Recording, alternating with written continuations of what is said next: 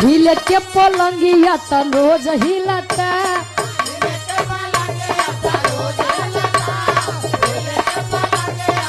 क्या बात है।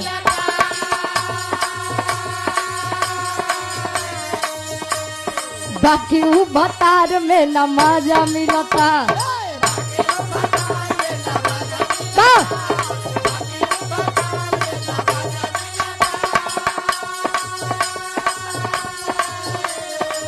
हिले के पलंगिया त रोज हिलता बाकी ऊ भतार में न मजा मिलता।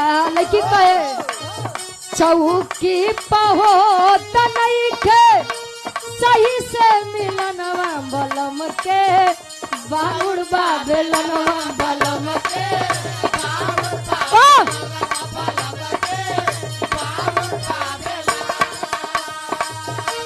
बलम के